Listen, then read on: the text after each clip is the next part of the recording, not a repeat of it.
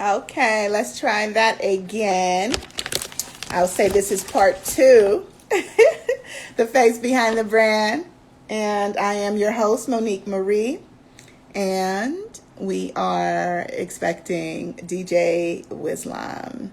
So we've been having a wonderful conversation with DJ WHIZLAM, who is a wonderful producer, and there he is. So I'm going to bring him back on.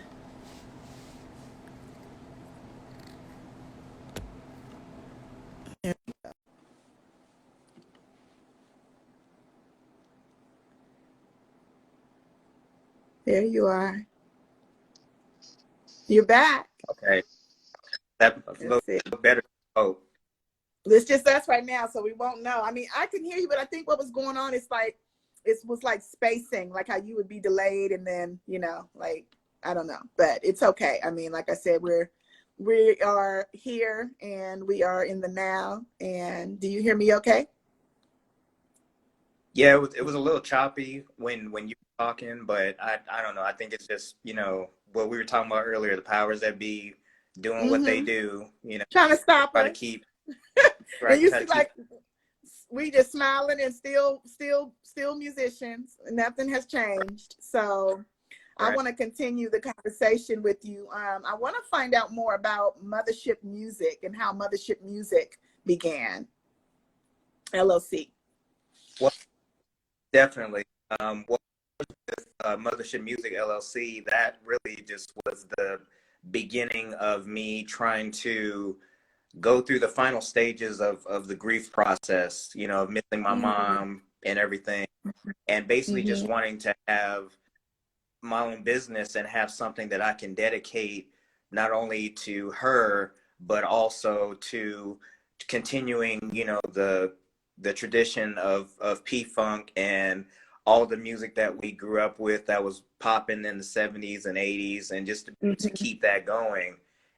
Mm-hmm. That's really where that uh, name came from. Is kind of like double meaning because of my mother Yeah. being, pretty much the center of my life, but also with, P Funk and how influential a lot of my music has always been, with putting, rock and hip hop and, all of that mixed up together in a pot of gumbo and just seeing Mm-hmm. what happens. I always own business too, but just never really had a true reason to do it until now, because Mm-hmm. especially with COVID, like business right and not even have to leave the house, so Yeah. that's really the perfect reason why now was the time, to do it. So Mm-hmm. Mm-hmm. Well, I think it's the perfect timing, and again, as I mentioned, yesterday, I think.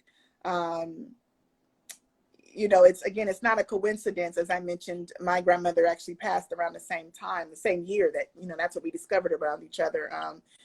Rest in peace to your right, mother. My grandmother also passed in 2018 too. So I think we really connected because we both like literally just stopped, everything, when your world stops, you stop, you stop creating, and I don't think it's anything wrong with that, because of the fact that healing is so crucial, to the mind, to the heart, to the body, to the soul. We can't deliver and be everything that we were created to be in order to curate and create the music if our soul is not healed. You know what I'm saying? So, and honestly, DJ Wiz, I don't think we'll ever be healed, from the loss. I think we know when it's time to go on. So I appreciate you sharing, literally what you said, the voice you heard was like, it's time to continue. You know what I'm saying? Because you are a true gift, and if we just pause and never Pre- continue, no one will ever hear that wonderful vibration, that wonderful sound, because you're your mother's legacy. You have to continue. You know right, what I'm saying? So I have to continue. So again, I appreciate you taking the time and just sharing something so personal, and with me and with us. Tell me this: what would you say if you could change one thing about the industry? Going back to the industry, if you could change one thing right now? I know there's a lot of things, but if you could change one thing about the industry the way it is today, what would it be? Well, definitely putting complete power in the hands of the artist. That's what I would definitely want. Is that it should be up to us to determine, how we want to dress, uh, songs Mm-hmm. we want to do, who we perform Mm-hmm. with, uh, what record company are we allowed to collaborate with, and making Mm-hmm. our own movies, like all of that stuff completely in our control. Basically just like we did with Black Wall Street back in the day, where we had our own barbershops, our theaters, our own shopping centers, and for it to Mm-hmm. be completely in our people's control, and for us to basically circulate the black dollar, back around. Like for me to Mm-hmm. start and then say, you haven't started your business yet. Mine is already off the ground, and I got the finances to help you launch your business. And then, Mm-hmm. you together and you help somebody else launch their business. And that kind of thing, I Mm-hmm. think, is what artists more than ever, all of us, whether it's producers, engineers, models, or, strippers, or whatever the case may be, like the power is Mm-hmm. completely in our control. Really do whatever we Mm-hmm. want with our career, and take the Mm-hmm. knowledge and teach that people like Prince had left behind when he Mm-hmm. was like, no, you're not Yeah. going to tell me that I put out an album every 3 years. I'm going to put out an album every 3 days if I want to. And Exactly.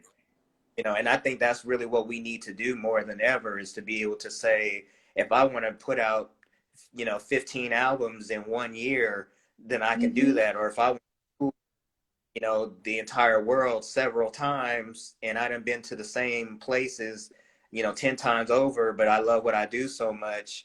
And Mm-hmm. it's cool. You want to get paid for your what you're worth, but we all got into this business because we love music and how it made us feel, and we want to make other people feel the same way. So Mm-hmm. I think Mm-hmm.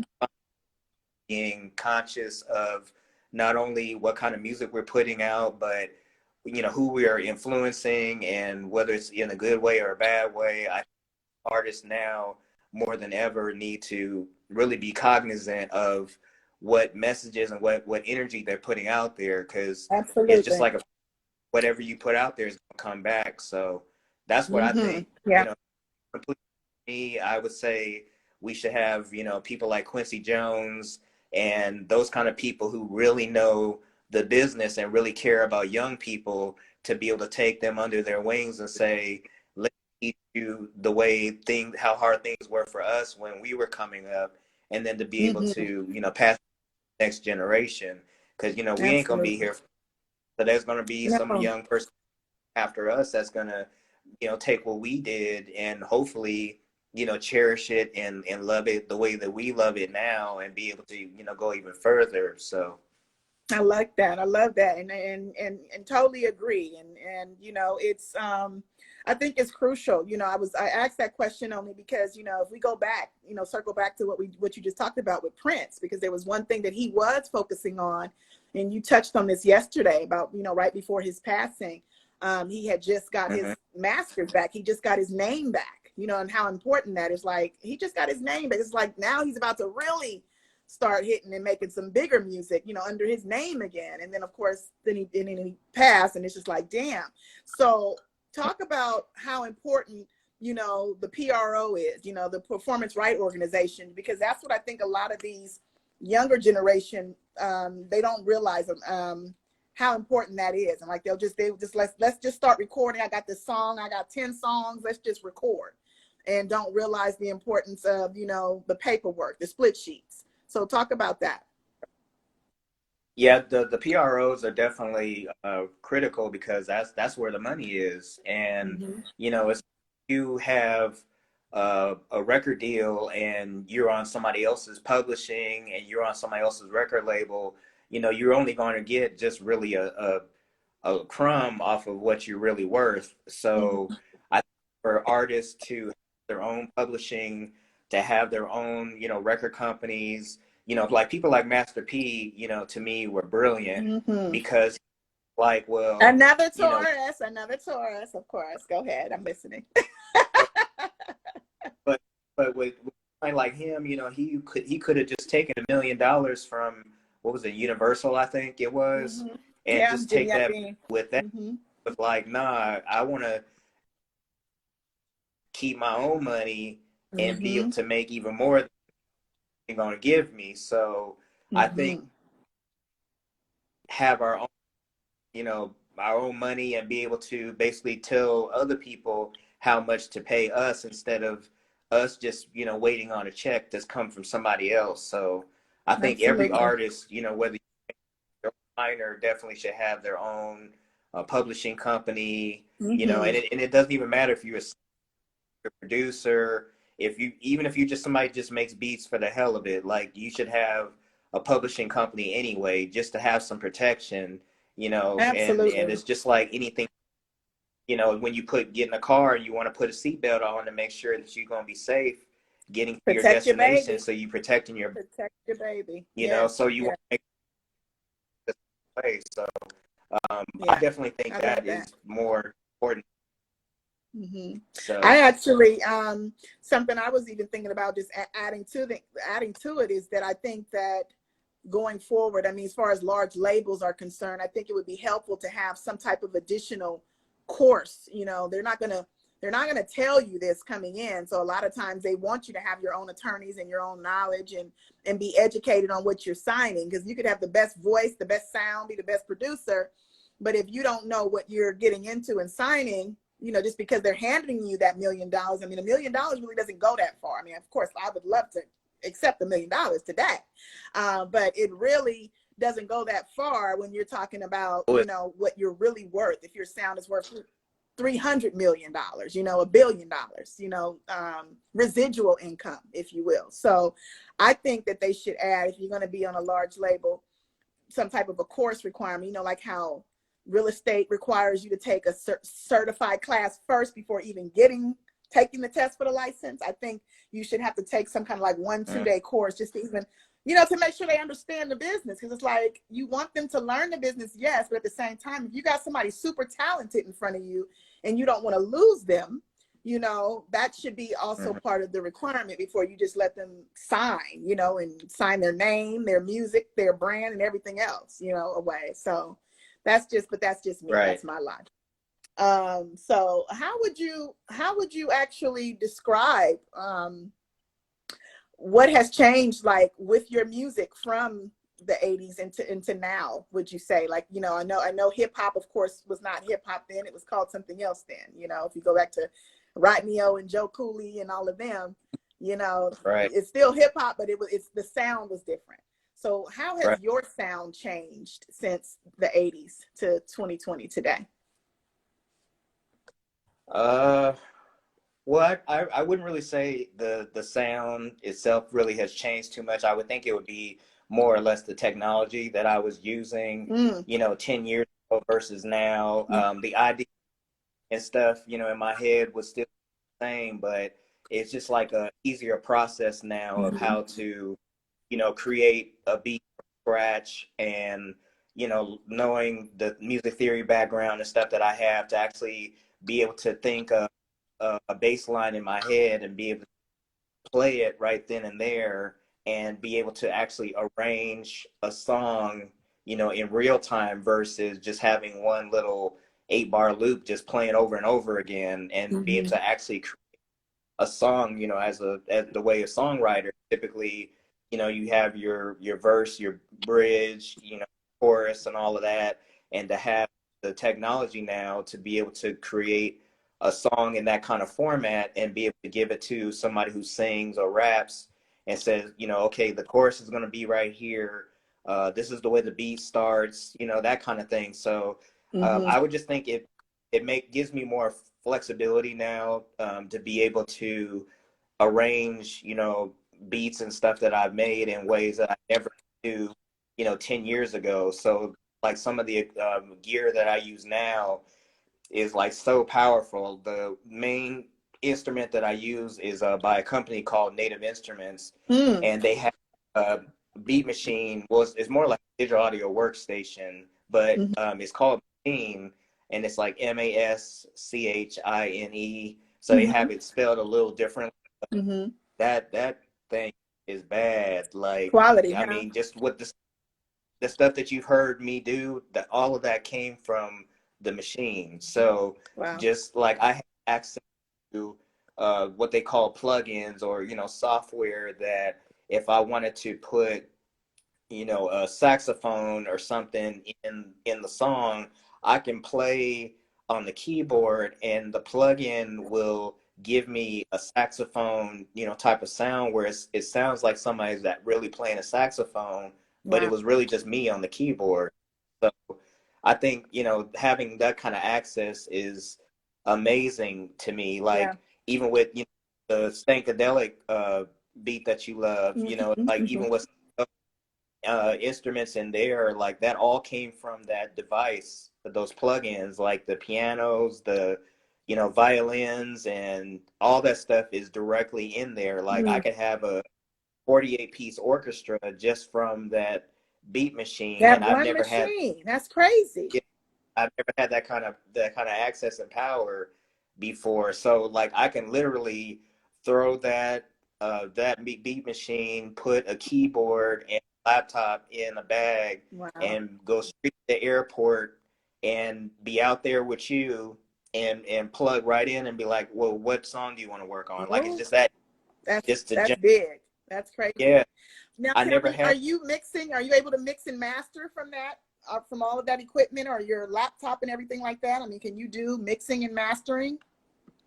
I can, but I prefer to leave it, to the professionals that Okay. really have That that. do the mix down. Yeah. 'Cause I make it sound as good as I can, on my end, but Hmm. the real engineers, the ones who really have those, genius ears, are the ones that I say, okay, can you master, this track that I did, or whatever the case is. But I mean, I've definitely taken classes on, mixing and mastering, and I have the knowledge and some, experience with that, but I would never call myself an engineer. I would never Hmm. say, well, just send me your stuff, I'll mix and master it for you, because the way that I hear it may not be the way that you want to hear it. Yeah. So Yeah. you really get it to somebody that really know what they're doing, and be able to mix and master it the true professional way.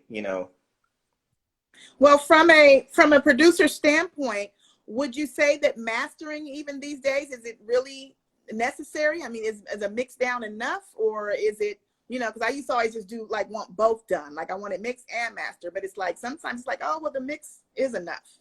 What would be your take on that? Well, sometimes to me it depends on how the song had been developed in itself, because sometimes you can have just a straight raw mix of something, and it Hmm. sounds perfect the way it is. But I mean, for stuff to be more radio, Radio what do you ready. call it, Yeah. and radio compatible, and Hmm. to make your music sound the quality of the Cardi B's, and Hmm. all big people now, like, You you want to basically want master. Yeah. be the same level with them. Hmm. You don't want like Cardi B to spend $100,000 in the Yeah. studio, and then here you come with your music and it sounds like you only spent $50. Right. You want A hot to mess. That would not be cool. No. you making you worked in the same studio that she did. Basically what you want your Yeah. listeners to believe, even though we can Quality. pretty much master and all that ourselves at home and everything. But for me, like I said, I'm musician, producer, and I can do engineering, but I prefer to give it to a true engineer. Like, I'm not going to Mm-hmm. say I'm a guitar player. I can play a little bit, but I ain't no Jimmy. So Right. if Yeah. I Yeah.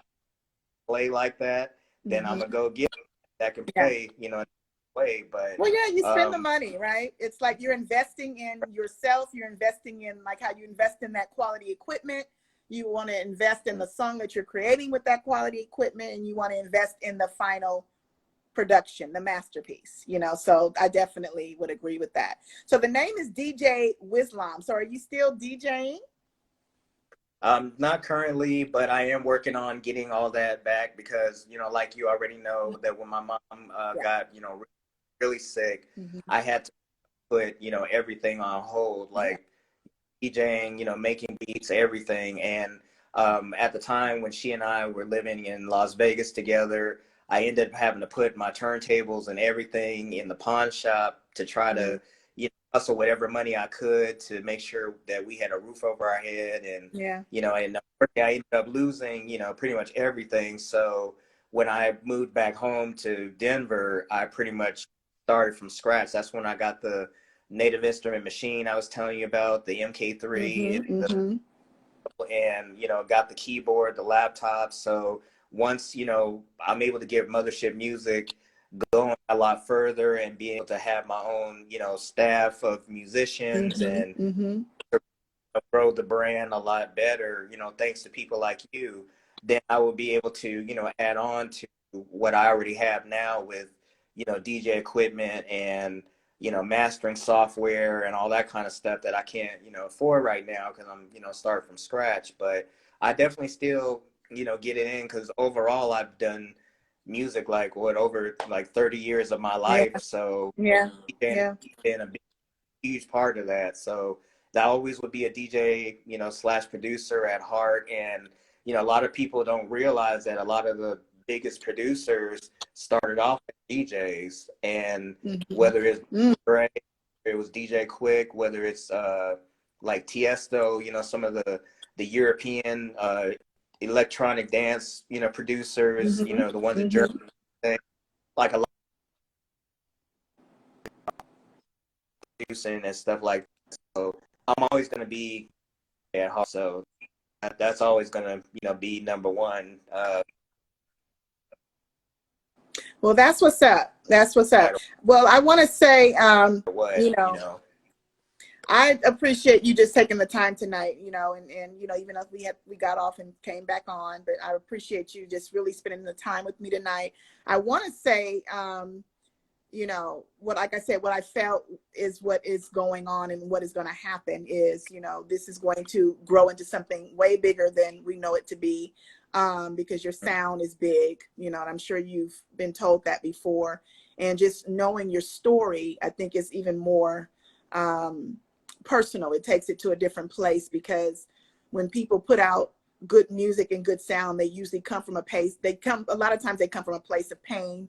You know, they've been hurt, you know, they've experienced loss, and, you know, they acknowledge a lot of it. You know what I'm saying? I think when you don't acknowledge it is when, you know, it can become a big explosion and become something else that it's not supposed to be. So I again want to say hats off to you for how you've really developed, you know, in the last several years, you know, in dealing with the loss of your mom, and how you've managed to, of course, somehow find my platform, and I found you, and to be able to share this story.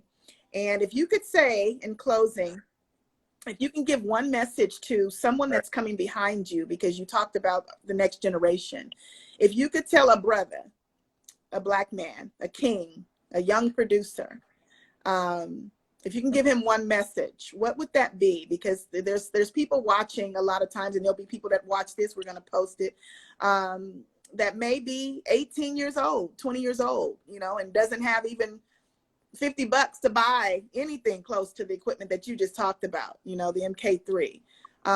What would you tell him to do? How would you tell him to go about continuing to follow his dream? Well, I would definitely tell, you know, him or her, you know, whatever young king or queen Or her? that is coming, Yes. Yeah. um, that if you want to do it bad enough, you know, you're gonna figure out a way to make it happen. And I would hope it would be, you know, legally, you know, doing whatever you got to Absolutely. do to make it.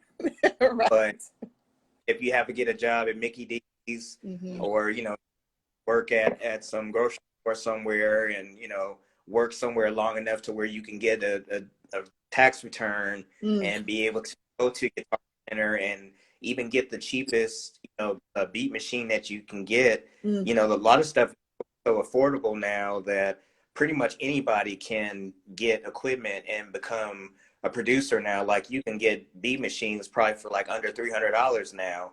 So that'd probably be the average check at McDonald's somewhere, and you could just write one check and go to Guitar Center and get a keyboard and start, you know, Yeah. making music. So that's basically what I did. Is that when I moved back home and I heard my mom tell me it's time.